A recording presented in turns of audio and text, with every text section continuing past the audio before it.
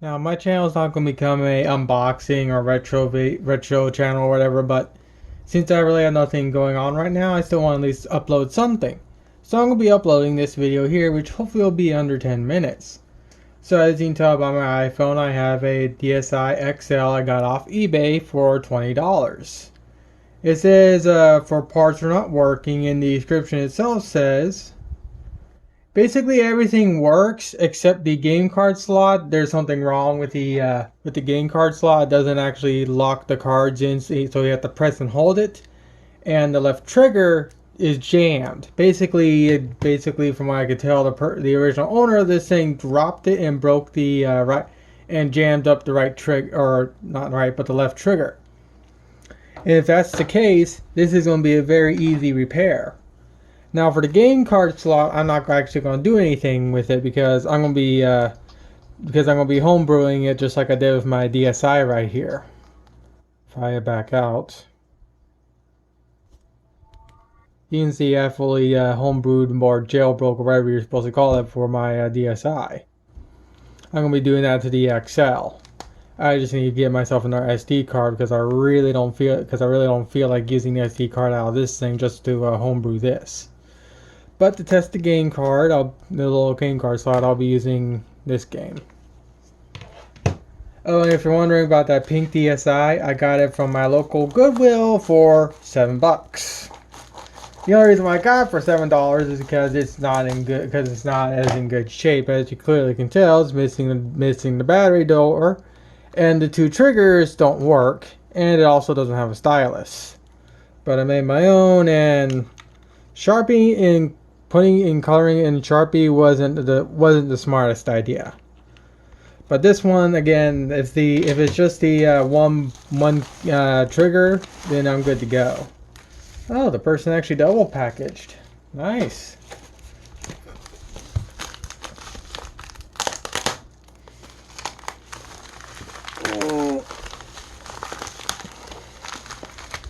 Oh yeah, these packages are a massive pain to open. I'm going to open it off camera.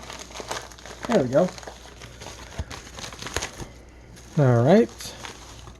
So here is the DSi XL. It's a lot bigger and a lot thicker than I would have thought. It came with a stylus. Though, just like the person says, a little wonky, so I'm probably just going to make my own stylus. Oh yeah, I'm definitely going to make my own stylus. Check that.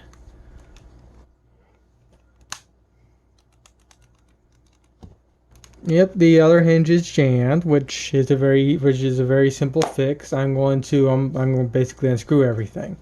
But first, I want to make sure that this thing actually turn on. Touchscreen works. This one has the web browser. Nice. I might. This one actually has the web browser. How the hell am I going to pull that out?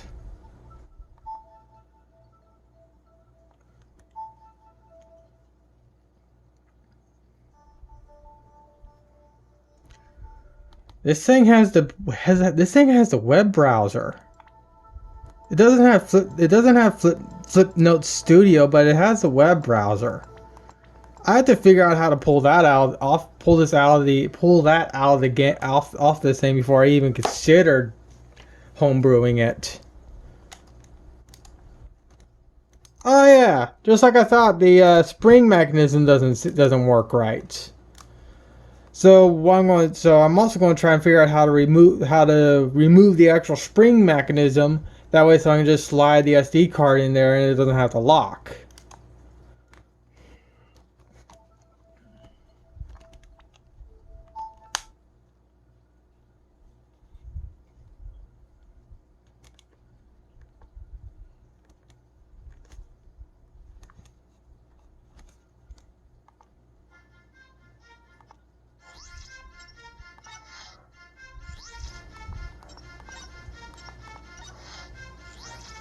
Ah, fudge! I overrated. I didn't want to override.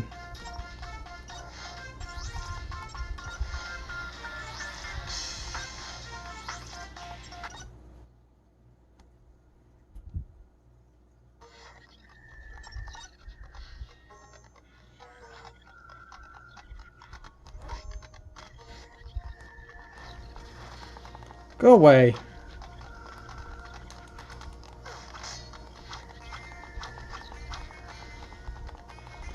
Right, everything seems to actually fully function.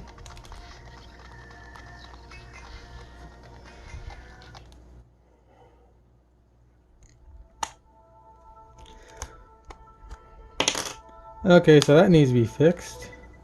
That trigger works.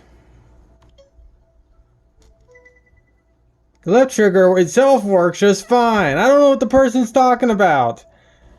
It's jammed, but if I press on it, well, you saw it click once. So the trigger still fully works. So what I need to do now is I need to pop this back cover off, reseat this trigger, and then also figure out how to fix the game card slot. Because for $25, I got myself one hell of a steal for DSi XL.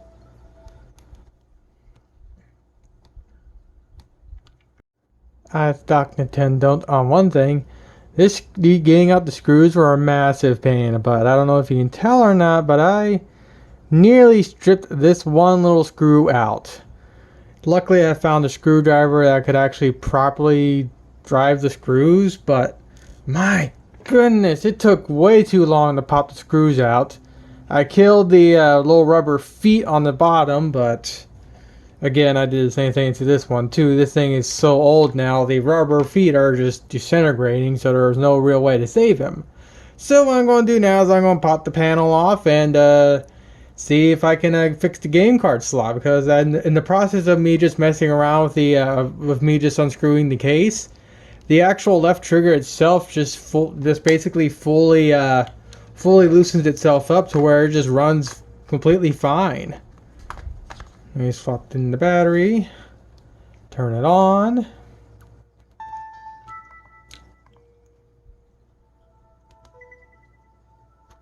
And as you can tell, it works completely fine now. I'm still going to go in and use an X-Acto knife and remove some of the plastic so it doesn't jam up again. But I'm going to pop the back cover off and see if there's anything I can do about the card slot here. Again, I'm going to be jailbreaking this thing or homebrewing it or whatever you call it, so I really don't need the card slot. But I want to get it working to an extent if it's physically possible. I really don't want to pop the game card slot apart. Especially considering, again, like I said, I'm just going to be homebrewing this console, so yeah. Alright, so I tried to figure out how to remove the spring without having to remove the shielding, but I can't figure out a way. The only way I can really think of how to remove the spring without messing with the shielding, is to clip off this little piece of metal right here that's in front of the spring. The problem is I don't know if that little spring is I don't know if this little piece of metal here is just to actually hold the spring in, or if this little piece of metal is part of data transfer. So I'm not going to snip this until I figure out what that little piece does, because if I can pop the spring out just by sticking something like this inside there and then just pulling the spring out, then this card slot will actually fully work properly to where I'll just have to where the card will stay in there, but I'll have to have a little piece of tape or something there to pop it out, which is totally fine for me because that's how I currently work with the. That's how I work the DSi's SD card I have right here. But with that said, I did go and remove a little bit of the plastic from the left trigger, where you can kind of see where I went to town with a simple box cutter, and now it's more than free enough to move around. So I'm gonna put this DS back together and then come back and see if the left trigger still fully works properly. Alright, let's see what happens when I boot it up.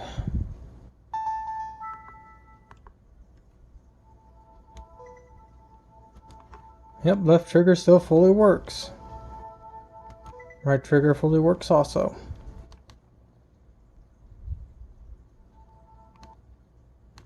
So other than the card slot not locking the card in like it should, I got myself a fully working DSi for $25. Though I would like to have a phone that can properly autofocus too, but what do you expect from shitty Android? So what I'm going to do now is I'm going to put this thing back together and call it for now. And upload this video because I'm not going to mess with the card slot. I don't have the competence like this guy right here, the Retro Future. I watched a lot of his repairs on DSi's and whatnot, and I don't have the competence to go and replace the card slot. If I go to get that replaced, I'll actually go to a repair store around my area that does board level repairs. Hopefully they'll be able to do a more proper repair than what I could do. But again, for $25, I got myself a real good steal of a console. So I didn't plan on this video being 10 minutes plus, but what's done is done. I'm not making any money off these videos, so it really doesn't matter in the end. So with that said, this will be the final part of this video. It's been about a day or so since I did the initial taking the box apart, taking the thing out of the actual packaging and examining it and whatnot, and doing the repairs I need to. I got the left trigger to fully function the way I need. I've yet to get the game card slot to function right, but since I homebrewed it or jailbroke it or whatever you're supposed to call it for this particular console, I really don't need the card slot now. The only thing I gotta do now is figure out how to properly dump the card here, but I'll figure that out later on. But as you can tell, I got Love Plus running on this thing, and of course I even have it running on this. What I decided to do is I had a 2 gig card laying around. Believe it or not, I had that 2 gig card laying around in this little thing right here, a Vugo. This thing isn't my original Vugo, but I got this thing a couple years back off Amazon for about $25 or $30. It was brand new in box. Now I don't remember. I don't remember where the cable for recording TV is, but I know I have it somewhere in my house. But we're so far past when this thing originally came out. I can't physically record any video to this thing from my TV. But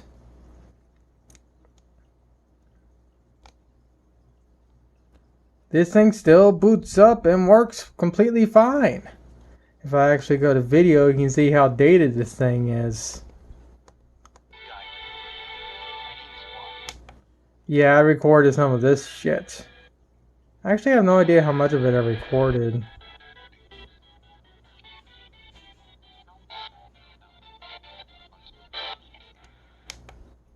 But you get the general idea. This is how dated this particular Vugo is. It's not my original one.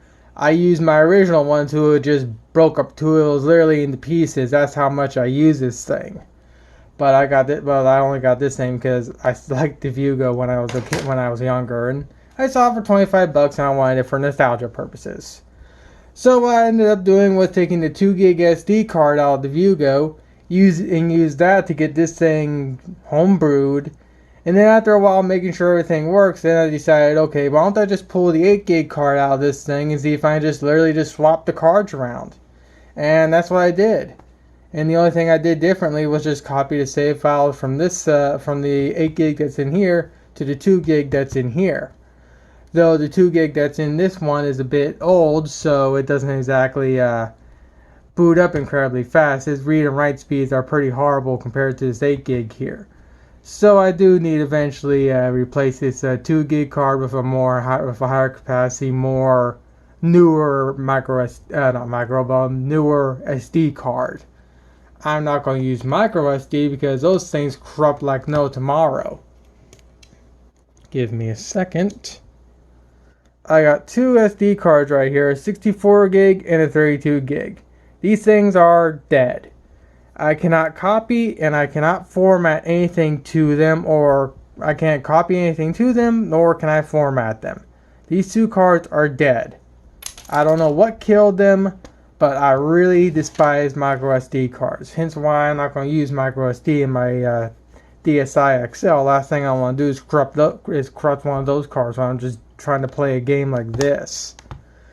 So with that said, to make this video any less than 15 minutes, hopefully less, I'm going to stop it here.